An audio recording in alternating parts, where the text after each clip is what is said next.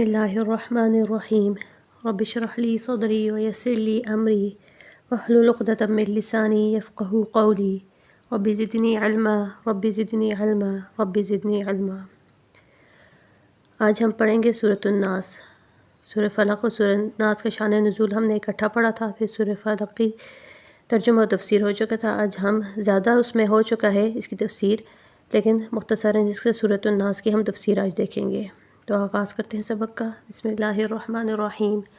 قل اعوذ برب الناس، آپ قل کہہ دیجئے، اعوذ میں پناہ میں آتا ہوں، برب الناس لوگوں کے رب کے ذریعے سے، ملک الناس ملک بادشاہ، الناس لوگوں کے، مالک کے یا بادشاہ کے، الہ الناس الہ معبود لوگوں کے معبود کی، من شر الوسواس الخناس من سے شری شر سے، وسواسی وسوسہ ڈالنے والے کے شر سے، خناس خناس کہتے ہیں پیچھے ہٹنا، اردو میں کہتے ہیں کہ تمہارے دماغ میں کیا خناس بھرا ہوا ہے، تو وسوسہ ڈالنے والے کے پیچھے ہٹ جانے والے کے شر سے۔ الذی کیسا وسوسہ ڈالتا ہے، جو کہ، الذی جو کہ، یوسوسو وسوسہ ڈالتا ہے، وسوسہ مضارع ہے، اس کا ماضی آتا ہے وسوسہ، فی میں صدوری سینوں میں، صدر کی جمع ہے، صدور جمع ہے صدر کی، صدر سینوں کو کہتے ہیں، الناس لوگوں کی، جو لوگوں کے سینوں میں وسوسہ ڈالتا ہے، من الجنۃ والناس من سے جنتی جنات میں سے، والناس اور لوگوں میں سے ہے۔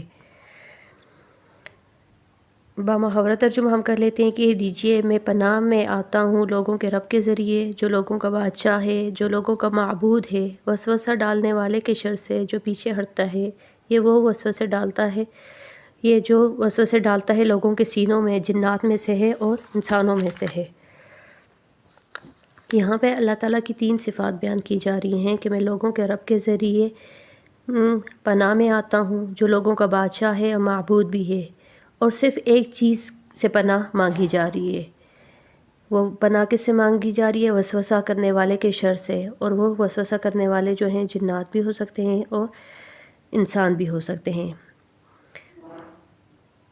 حدیث یہاں بیان ہے وسوسہ کا، اس کا یعنی وسوسہ ڈالنے والے جنات میں سے بھی ہے اور انسانوں میں سے بھی ہیں، تو حاصل یہ ہوا کہ اللہ تعالیٰ نے اپنے رسول صلی اللہ علیہ وسلم کو اس کی تلقین فرمائی تھی کہ اللہ سے پناہ مانگیے جنات شیطانی کے شر سے اور انسانی شیطان کے شر سے۔ اگر یہ شبہ ہے کہ وسوسہ جناتی شیطان کی طرف سے ظاہر ہے تو وہ مخفی طور پر انسان کے دل میں کوئی ڈال دیتا ہے، مگر انسانی شیاطین تو کھلم کھلا سامنے آ کر بات کرتے ہیں، ان کا وسوسے سے کیا تعلق ہے؟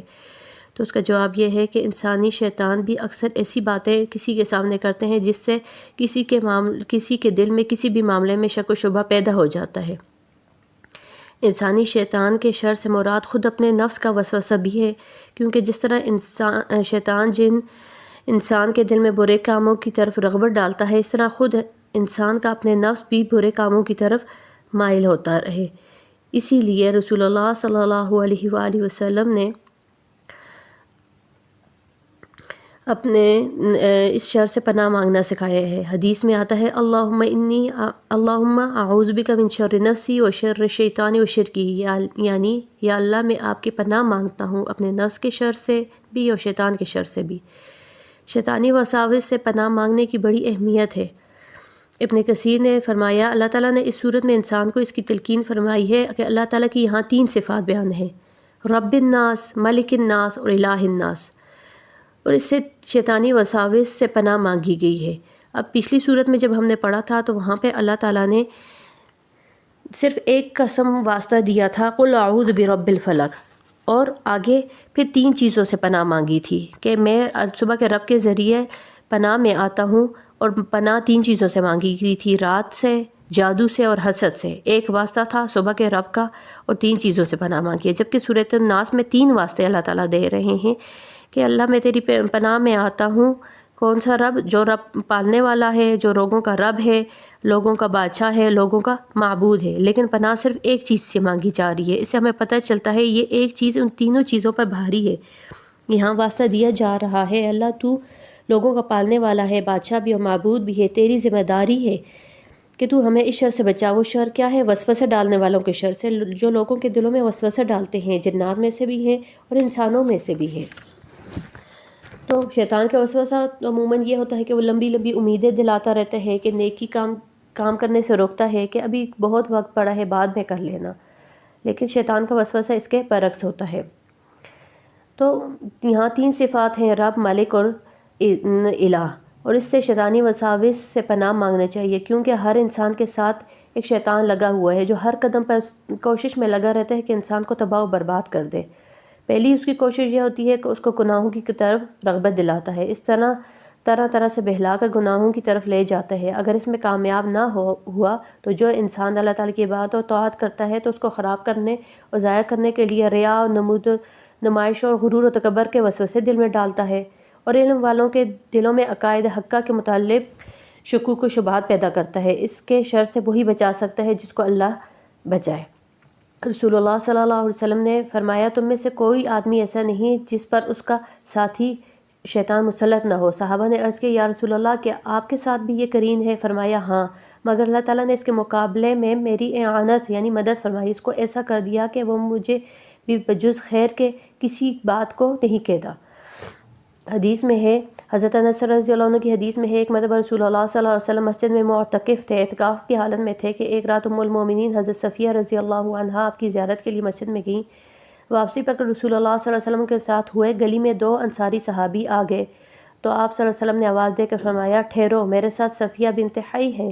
ان دونوں نے بکمال ادب عرض کیا، سبحان اللہ یا رسول اللہ، یعنی آپ نے ہمارے بارے میں یہ خیال کیا ہم کوئی بدگمانی کریں گے؟ رسول اللہ صلی اللہ علیہ وسلم نے فرمایا، بے شک، کیونکہ شیطان انسان کے خون کے ساتھ رگ و پے میں اثر انداز ہوتا ہے۔ مجھے خطرہ ہے کہ شیطان تمہارے دلوں میں کوئی وسوسہ بدگمانی نہ پیدا کر دے، اس لیے میں نے بتا دیا کوئی غیر عورت میرے ساتھ نہیں۔ تو جیسا خود برے کاموں سے بچنا ہے انسان کے لیے ضروری ہے، اسی طرح مسلمانوں کو اپنے بارے میں بدگمانی کا موقع دینا بھی درست نہیں۔ ایسے مواقع سے بچنا چاہیے جس سے لوگوں کے دلوں میں بدگمانی پیدا ہوتی ہے۔ کوئی ایسا موقع آ جائے تو یہ واضح کر کے تہمت کے مواقع کو ختم کر دینا چاہیے۔ خلاصہ یہ ہے، اس حدیث نے شیطانی وسوسہ کا بڑا خطرناک ہونا ثابت کیا ہے جس سے بچنا آسان نہیں بجز خدا کی پناہ کے۔ یہاں جس وسوسے سے ڈرایا گیا ہے اس سے مراد وہ خیال ہے جس میں انسان باختیار خود مشغول ہو، اور غیر اختیاری وسوسہ اور خیال جو دل میں آیا گزر گیا وہ کچھ مضر نہیں، کوئی نقصان دہ نہیں، اس پہ کوئی گناہ نہیں ہے۔ تو آج کل بہت سارے فتنے پھیل رہے ہیں، دین میں شکوک و شبہات پیدا کیے جا رہے ہیں، یقینی چیز کو شک کی نظر کیا جا رہا ہے۔ خناس جو ہوتا ہے ایک جگہ قائم نہیں رہتا ہے، یو ٹرن لیتے رہتے ہیں۔ تو اللہ تعالیٰ نے حکم دیا ان سے پناہ مانگو، تو اللہ تعالیٰ سے دعا ہے اللہ تعالیٰ ہمیں وسوسہ ڈالنے والوں کے شر سے پناہ دے۔ تو اس کے لیے سورہ فلق اور سورہ ناس کا خاص طور پر بہت ہی اہتمام کرنا ہے۔ اللہ تعالیٰ ہمارا حامی و ناصر ہو اور عمل کرنے کی توفیق عطا فرمائے۔ وآخر دعوانا ان الحمد للہ رب العالمین۔ السلام علیکم ورحمۃ اللہ وبرکاتہ۔